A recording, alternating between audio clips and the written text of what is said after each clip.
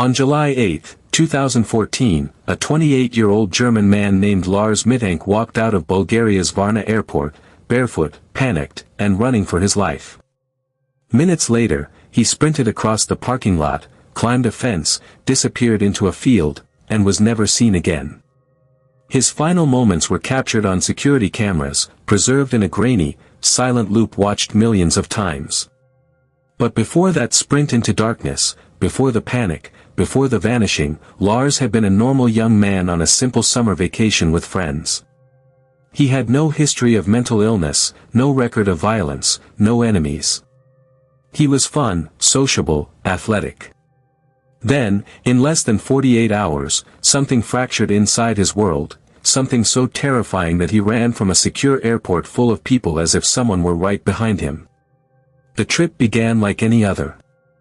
Lars and his friends traveled to the Bulgarian seaside for sun, cheap drinks, and a break from work.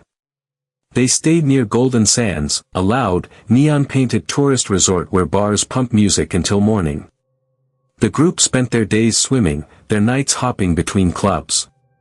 For the first few days, Lars fit right in, laughing, drinking, messaging his girlfriend back home.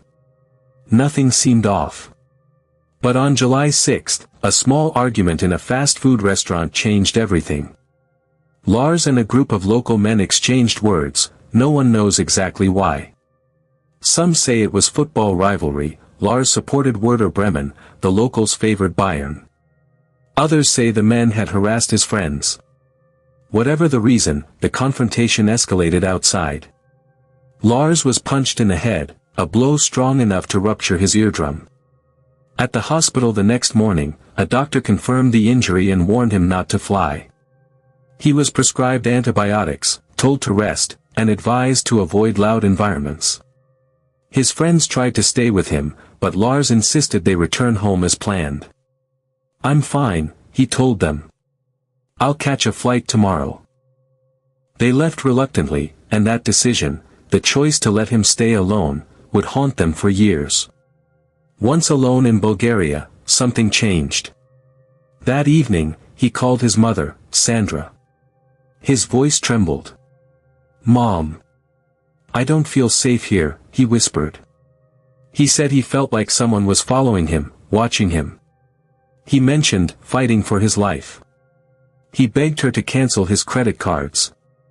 Sandra asked if he had taken drugs, he hadn't. She asked if someone had threatened him, he wouldn't say. He sounded terrified, but the fear had no clear shape. Later that night, surveillance footage showed Lars returning to his hotel. He approached cautiously, peering over his shoulder, scanning the parking lot as if someone might jump out. When he reached the lobby, he ran inside and hid in an elevator, pressing himself into the corner as the doors closed. Moments later, he walked out again, suddenly calm, as if he had forced himself to act normal. But the fear lingered under the surface, tightening around him in ways no one could fully see. Around midnight, Lars left the hotel entirely. He walked into the dark, leaving his suitcase behind. Staff would later say he muttered something about not being able to stay. For the next 8 hours, he drifted through Varna streets, no records, no sightings, nothing but phone calls to his mother filled with dread. At 5 a.m., he texted her, "What should I do?" At 7 a.m., he texted again, "I love you." Those were not normal messages. They were the words of someone who believed something irreversible was closing in. By morning, he appeared at the airport. He looked exhausted but composed enough to speak with an airport doctor, the final person to examine him. The doctor later recalled that Lars was polite, soft-spoken, responsive. There was no sign of aggression, and physically he was stable. He declined new medication. They talked about his ear injury. Everything seemed routine, until a construction worker entered the hallway outside the examination room. Something inside Lars snapped. Without warning, he stood up, eyes wide, and said, "I don't want to die here." Those were his last known words spoken to anyone. The doctor tried to calm him, but Lars bolted out of the room, flung open the door, and sprinted down the corridor. Security cameras captured the next moments in haunting detail. Lars, barefoot, backpack abandoned, tearing through the airport as if chased by something no one else could see.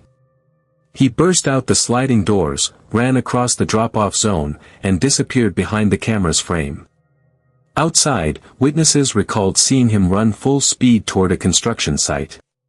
He scaled a fence, vanished into the trees, and dissolved into the Bulgarian countryside. His mother called again. The phone rang once, then died. Search teams combed the area for days. Helicopters swept overhead. Dogs tracked small trails but lost them within minutes. The fields around Varna are wide, exposed, easy to search, yet nothing was ever found. Not his clothes. Not his backpack. Not a shoe. Not a bone. Not a single trace. It was as if the earth swallowed him whole. In the months that followed, investigators and internet sleuths pored over every frame of his final footage. His sprint through the airport became the most studied clip in missing person history. But beneath it lay a deeper, quieter tragedy, the story of a young man who seemed to unravel in real time. Theories exploded online. Some said the head injury caused brain swelling, leading to paranoia. Others thought he had been drugged or targeted by traffickers. Some believed his antibiotics caused a terrifying rare reaction. And a darker few whispered about something criminal, that the men who attacked him had followed him, finishing what they started. His mother rejected the darkest explanations, but she couldn't ignore the panic in his voice. He was scared of something, she later said. Something none of us could see. To this day, no confirmed sighting has surfaced. No remains have been identified. His passport has never been used. His bank accounts never touched. He simply stopped existing. But for Sandra Mittank, the nightmare never ended. She still keeps her phone's ringtone at maximum volume. She still reads every message from strangers claiming they've seen a man who looks like Lars. She still watches that airport footage, hoping to spot something she missed, a pause, a glance, a shadow. Because somewhere inside those final sprints, she believes, lies the truth. And it is a terrifying truth, one that reveals how quickly a mind can break, how fast fear can spread, and how a person can go from laughing on a beach, to running barefoot into the dark. Search crews moved through the fields for days after Lars vanished, but they found nothing that could anchor the mystery, no shredded fabric from his clothes, no footprints in the loose soil, no discarded medication bottle, not even a dropped coin. The Varna countryside wasn't dense wilderness. It was open, exposed, the kind of land where a person should be easy to find if they're lying injured or disoriented. Yet Lars left behind no sign that he'd ever passed through. Bulgarian police combed the construction site behind the airport where he was last seen. Workers were questioned, nearby farms inspected, shallow wells opened and searched. Dogs picked up his scent at the fence he climbed, followed it for a few hundred meters, then it simply vanished. It was as if he had stepped into the tall grass and dissolved into the morning air. His mother, Sandra, arrived in Bulgaria soon after. She retraced his steps, the hotel, the fast food restaurant, the walk along the streets where he had spent that strange, sleepless night. Locals remembered seeing a tall, pale young man walking aimlessly with no luggage, no shoes, moving as though he were trying to outrun his own thoughts. She spoke with doctors, hotel staff, police. Each time, she heard a different version of her son, paranoid, frightened, confused. None of it matched the Lars she knew. He wasn't a fearful person. He wasn't impulsive. He wasn't someone who ran from problems. But in those final hours, he had become a shadow of himself, slipping through the cracks of a world that could no longer hold him. The CCTV footage became the anchor point of the entire investigation. In the video, Lars pauses for a split second inside the airport before breaking into that desperate sprint. His eyes widen. His body stiffens. Fear takes hold of him, raw and unmistakable. To many viewers, it looked like he had seen something, or someone, just off camera. But investigators insisted no one else appeared in the hallway. There was no threat. No evidence of pursuit.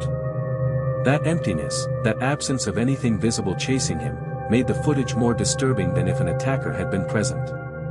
It suggested his fear was internal, a panic that bloomed suddenly, violently, and without warning.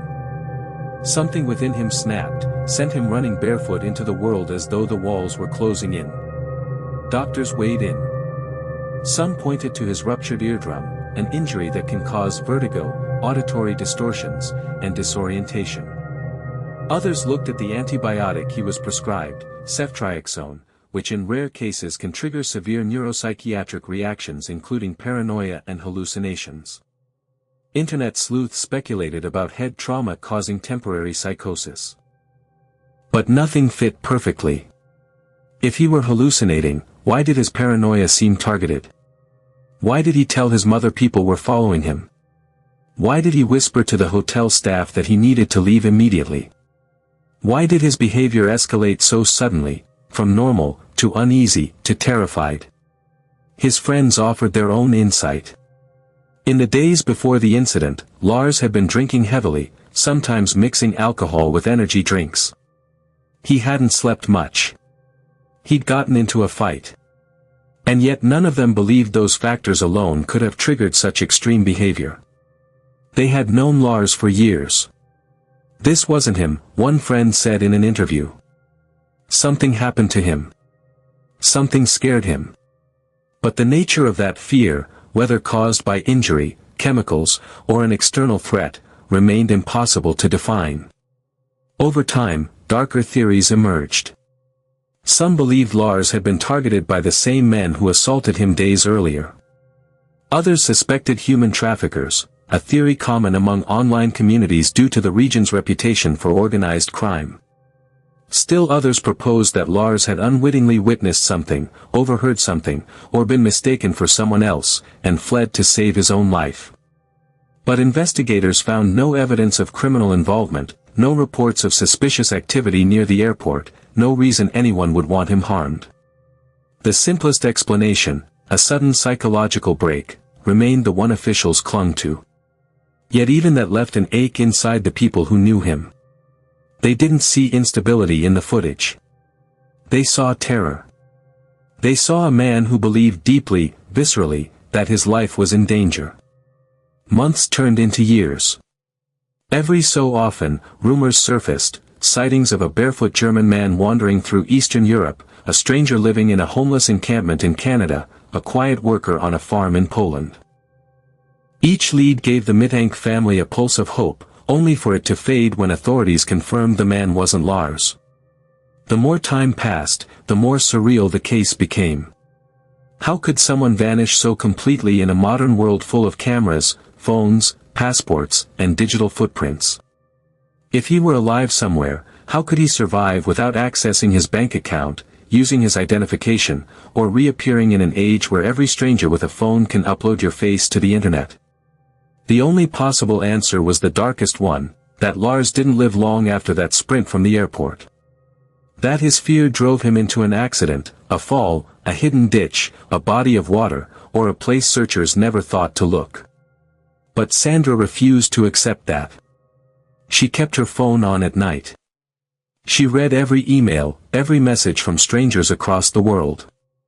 She combed through missing persons databases, asked journalists for help, tried to speak with German detectives about reopening the case. She still watches the airport footage, slowly, repeatedly, trying to decode the moment her son's expression changes. In that split second, she believes, lies the truth of his disappearance. Something startled him. Something triggered that sudden rush of terror. Something sent him running. She has said softly in interviews, "I know he is out there. I feel it." Whether that belief is hope or heartbreak is impossible to tell. To this day, Varna airport employees still remember the barefoot German who sprinted through their building as if chased by fate. The construction workers remember hearing rustling in the bushes near the perimeter, a noise that came once, then never again. Travelers still walk through the hallway where he stopped, stared at something unseen, and ran. And in the digital corners of the internet, his story has become a haunting symbol of how quickly the ground beneath a person can collapse, how a normal vacation can turn into a nightmare without warning. In the end, Lars's disappearance is not just a mystery. It's a fracture, a moment when a young man stepped into a void no one else could see. It's a story whispered on forums, studied in documentaries, debated by experts, mourned by strangers. A story about the fragile boundary between fear and madness, between danger and imagination, between being lost and being gone. And somewhere in that Bulgarian countryside, miles from the airport lights, a young man once ran barefoot across the dirt with everything inside him screaming to survive. Whether he succeeded, or whether that sprint was the final moment of his life, remains one of the most unnerving unanswered questions in modern missing persons history. Because when Lars Mittank ran, the world lost sight of him. And it has never found him again.